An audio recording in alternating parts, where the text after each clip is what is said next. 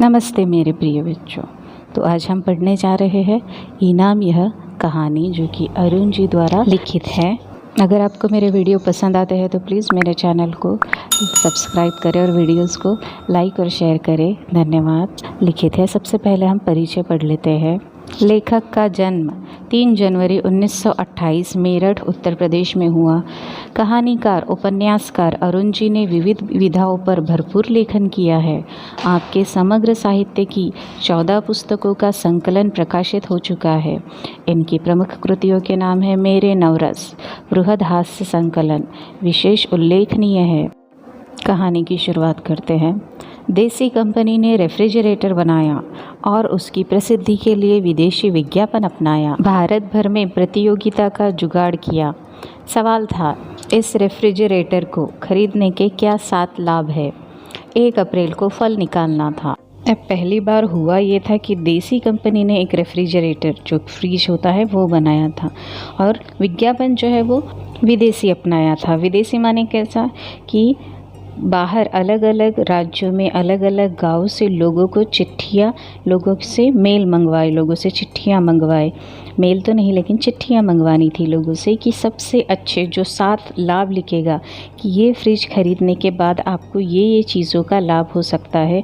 जो सबसे अच्छे लाभ लिखेगा उसको विनर बनाया जाएगा और उसको फिर एक फ्रिज गिफ्ट किया जाएगा, जो कि 1 अप्रैल को निकलने वाला है। अब तारीख भी 1 अप्रैल की चुनी है, जो हम सब जानते हैं कि क्या होता है। जिस या जिन प्रतियोगिताओं का उत्तर कंपनी के मुहरबंद उत्तर से मेल खा गया, मुहरबंद यानी कंपनी ने पहले ही 7 लाभ ठहरा लिए हैं कि ये 7 लाभ बिल्कुल यही जवाब जो लिखेगा उसको ही विजेता घोषित करेगी। उसे या उन्हें एक रेफ्रिजरेटर मुफ्त में इनाम दिया जाएगा। भारत में धूम मच गई। मेरे विचार से इतने उत्तर अवश्य ही पहुँचे हैं कि उनकी रद्दी अगर बेचकर एक रेफ्रिजरेटर के दाम तो वसूल हो गए होंगे। यानी इतने लोगों ने जो चिट्ठियाँ है, इतने सारे लोगों ने जवाब लिखकर भेजा है, इतनी सारी रद्दी जमा हो गई है उन चिट्ठियों की कि अगर वो रद्दी बेच दी जाए तो उनकी कीमत एक रेफ्रिजरेटर के बराबर हो सकती है। इतने लोग उत्सुक है, इतने लोगों में एक्साइटमेंट है इस चीज़ को लेकर। लॉटरी खुलने वाले दिन से पहले वाली रात थी। हम सब बाहर छत पर लेटे थे। हेमंत ने कहा, पिताजी हम रेफ्रिजरेटर रखेंगे कहाँ। अब बच्चे जो है, हेमंत जो है वो लेखक का बेटा है। जब सब पहली रात में सब छत पर बैठे हैं तो फिर बच्चा पूछता है कि हम रेफ्रिजरेटर कहाँ रखेंगे। पत्नी ने उत्तर दिया, क्यों, रसोई में जगह कर लेंगे। क्यों जी, तुमने बिजली कंपनी में दरख्वास्त दे दी है, घरेलू पावर चाहिए उसके लिए। मैं मुस्कुराकर बोला, तुम तो ख्याली पुलाव पका रहे हो, मानो किसी ने तुम्हें टेलीफोन पर खबर कर रखी हो। अब बच्चे हैं, बच्चों में बहुत ज़्यादा उत्सुकता होती है ये चीज़ों की, इसीलिए बच्चे अब सपने भी देखने लग गए हैं। साथ में लेखक की श्रीमती जी भी सपने देख रही है और पूछ रही है कि आपने बिजली में दरख्वास्त तो कर दी है। हमारे टेलीफोन तो तुम ही हो। पत्नी ने मस्का लगाया, इतने अच्छे लेखक के होते हुए कौन जीत सकेगा। अब पत्नी मस्का लगा रही है कि आप इतने अच्छे लेखक होने के बाद आपकी भाषा, लेखकों की भाषा और अप्रतिम होती है। इसके लिए कहती है कि आप ही जीतोगे, आप लेखक हो, आपसे अच्छे जवाब और कौन लिख सकता है। पर यह क्या पता, मैंने कंपनी के उत्तरों से मिलते उत्तर लिखे हो। अब लेखक कहते ठीक है, लिखता हूँ, अच्छा, लेकिन जो कंपनी के उत्तरों में लिखे हैं वैसे ही हो ये तो नहीं कह सकते। अच्छा जी, अब हमसे उड़ने लगे। उस दिन खुद कह रहे थे कि कंपनी के पास लिखा लिखाया कुछ नहीं है, यह तो जिसका उत्तर सबसे अच्छा होगा उसे इनाम दे देगी। रेफ्रिजरेटर का विज्ञापन हो जाएगा और लाभ छांटने के लिए किसी एक्सपर्ट को रखना पड़ता है, उसके पैसे अलग बचेंगे। वह तो समय समय पर दिमागी लहरें दौड़ती है। अमिता ताली पीट कर बोली। अब अमिता है लेखक की बेटी। पिताजी मैं रोज़ आइसक्रीम खाया करूँगी। हेमंत ने कहा, मैं बर्फ़ के क्यूब चूसूँगा। तभी बगल की छत से आवाज़ आई, यह आइसक्रीम रोज़ रोज़ कौन बना रहा है। क्या अमिता के पिताजी रेस्टोरेंट खोल रहे हैं। अब पड़ोस वाले ने सुन लिया, उनके यहाँ भी ऐसा ही कुछ माहौल होगा। हेमंत चिल्लाया, नहीं ताऊ जी, कल हमारा रेफ्रिजरेटर आ रहा है। अमिता भी खिलखिलाई, उसमें रोज़ाना आइसक्रीम जमाया करेंगे। ताऊ जी ने कहा, क्या लॉटरी वाले की बात कर रहे हो? वह तो मेरे नाम आ रही है। अब हर किसी ने, यानी ताऊ जी ने भी क्या किए हैं, सवालों के जवाब लिख के भेजे और कह रहे हैं कि वो मेरे ही पास आ रहे हैं फ्रिज। मैंने नम्र स्वर में पड़ोसी दीनदयाल को पुकारा, क्या आपने भी उत्तर भेजे हैं? हाँ, क्योंकि मेरा उत्तर तुमसे सही है इसलिए रेफ्रिजरेटर मिलेगा तो मुझे। खैर बच्चों, आइसक्रीम तो तुम्हें खिलानी ही पड़ेगी।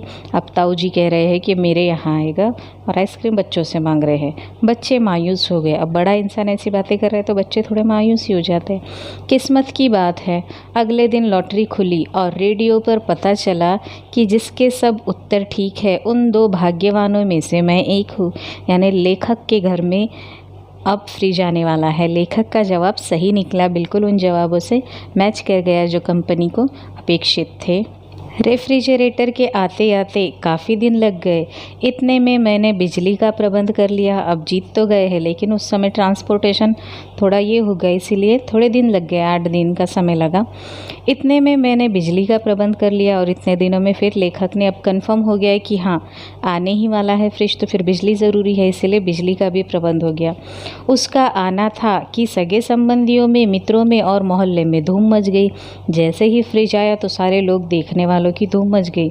सब देखने आने लगे जैसे कोई नई बहू को देखने आता है।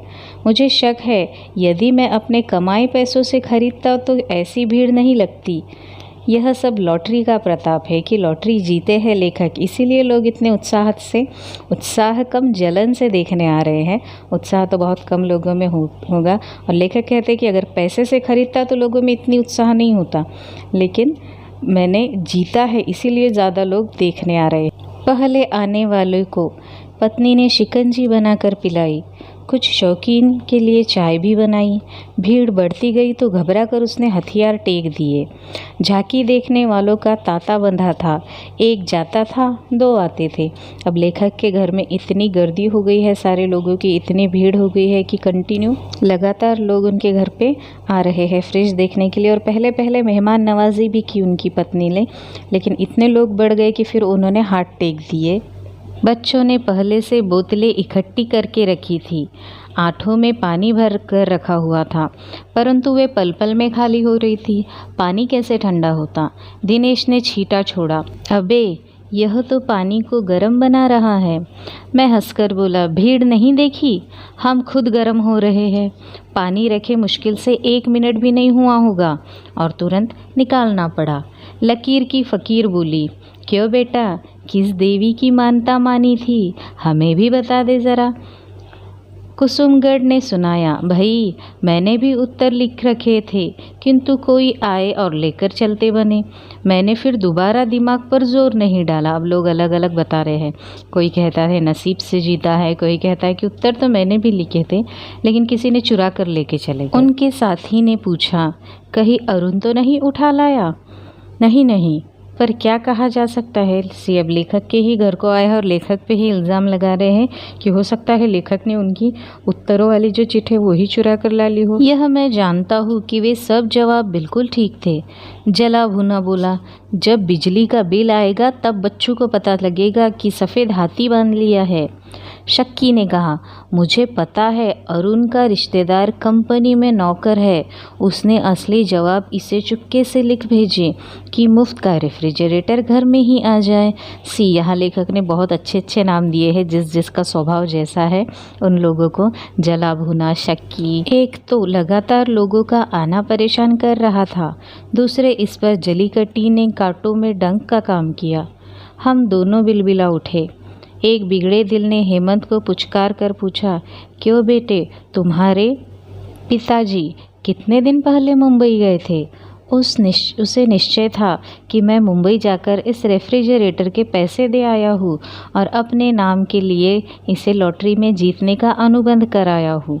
बच्चे से यह तिरछा सवाल पूछकर उसने कबूलवाना चाहते थे। अब लोग पूछ रहे हैं कि उसमें से एक इंसान पूछता है कि अगर तुम्हारे पापा बम्बई कब गए थे, यानी उन्होंने पैसे दे दिए होंगे रेफ्रिजरेटर के और लोगों को दिखाने के लिए ये कहा होगा कि ये गिफ्ट भेज देना।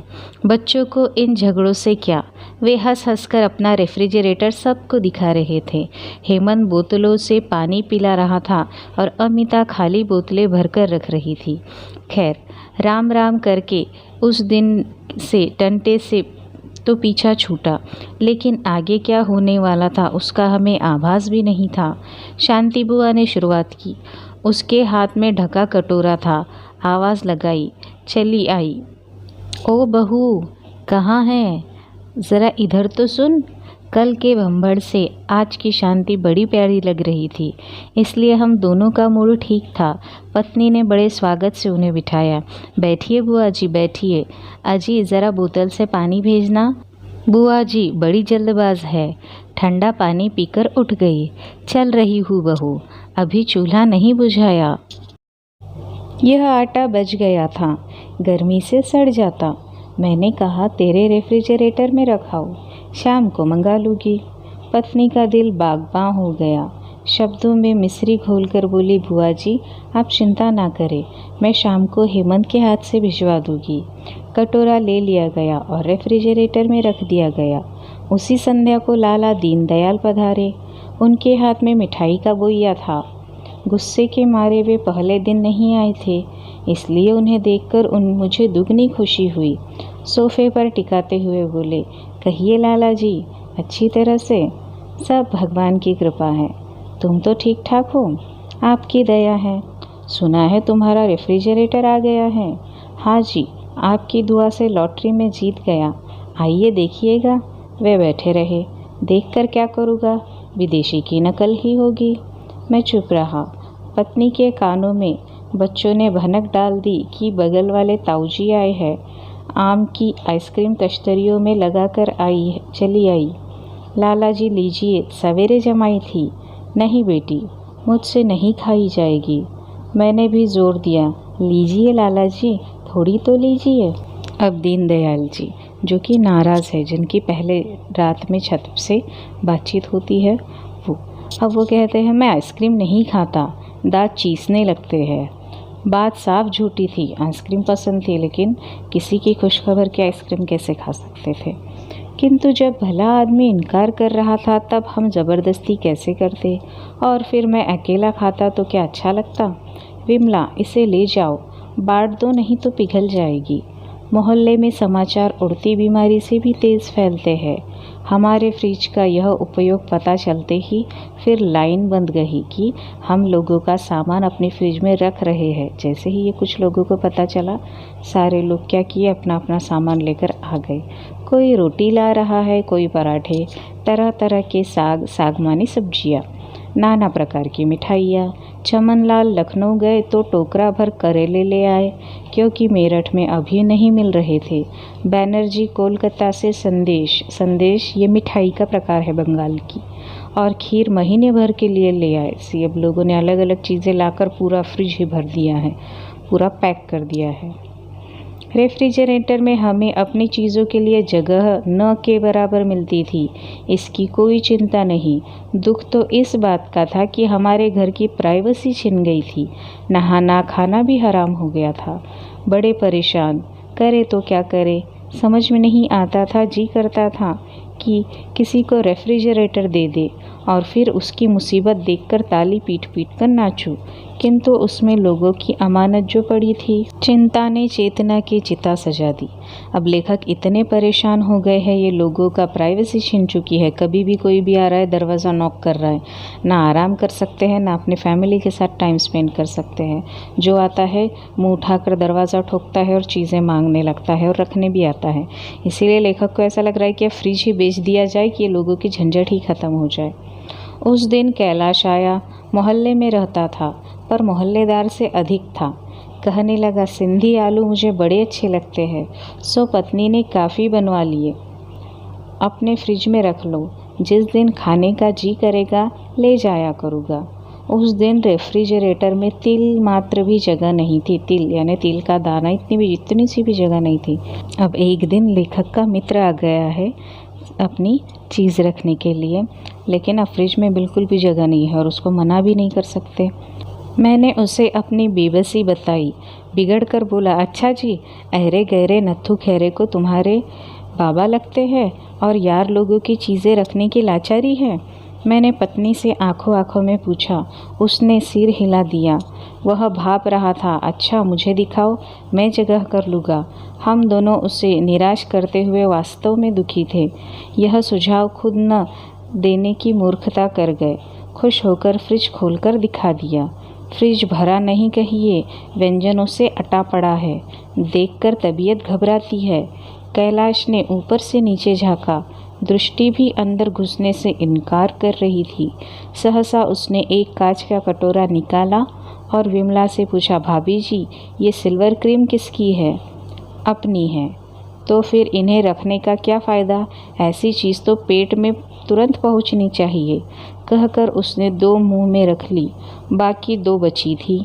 हेमंत अस्मिता स्कूल गए थे और जगह करनी थी, इसलिए उन्हें हमें उदरस्त किया, यानी जो बची हुई थी उदरस्त करना यानी खा लेना। फिर लेखक और पत्नी को दे दी खाने के लिए। 2-3 दिन में फ्रिज खाली हो गया। उसमें केवल हमारी चीज़ें थी। शांति बुआ अपना पनीर मटर लेने आई। क्या करे बुआ जी, उसमें मच्छर गिर गए थे इसलिए फेंक दिया। अब लेखक ने नया पैतरा अपनाया है कि लोगों की ये परेशानियों से किस तरह से इजाद पाया जाए। तो इन्होंने कहा कि हमने जो आपकी सब्जी थी उसमें मच्छर गिरा था इसलिए फेंक दी। रामानुज ने मिठाई मांगी तो माफ़ी मांगने लगा। चाचा जी, बड़ा शर्मिंदा हूँ। कल 3-4 मित्र आ गए थे। बाजार जाने का मौका ही नहीं मिला। आपकी मिठाई से ही काम चला लिया। फिर मैं आप में और अपने में कोई भेद नहीं मानता। ये शब्द उन्हीं के थे जब वे मिठाई रखने आए थे। लेखक कहते हैं कि हमने उसी काम चला लिया। साग लेने चक्रवर्ती आए तो लाचारी दिखाई। भाई, तुम्हें पता है कल कैसी धुआंधार बारिश थी? पत्नी बोली, जब घर में साग रखा है तो बाहर भीगने से क्या फ़ायदा? जैसा उन्होंने खाया वैसा हमने खाया। रमा पराठे को पूछ रही थी। विमला ने उत्तर दिया, सवेरे ही सवेरे एक साधु आ गए। बड़े पहुँचे हुए साधु थे। खाली हाथ कैसे जाने देती? घर में कुछ तैयार भी नहीं था, तुम्हारे पराठे दे दिए। रमा ने शंका उपस्थित की, किंतु तुम तो साधु संतों में विश्वास नहीं करती। फिर विमला ने बात बनाई, फिर वह सारे मोहल्ले को तंग करता। मैंने पराठे तुम्हारी ओर से दिए हैं, तुम्हारे घर का पता दिया है, झूठ समझो या सच। कल परसों वह जब तुम्हारे घर आकर आज के पराठों के लिए आशीष देगा और भोजन मांगेगा तब तुम्हें मानना ही पड़ेगा। मैंने कहा ना, मोहल्ले में समाचार उड़ती बीमारी की भांति फैलते हैं। अब मेरे घर के पास कोई नहीं फटकता। इस तरह से हमने यह हास्य कहानी भी यहाँ कंप्लीट की। अगर आपको मेरा वीडियो पसंद आया हो तो प्लीज़ वीडियो को लाइक और शेयर करें और चैनल को सब्सक्राइब करना ना भूलें। धन्यवाद।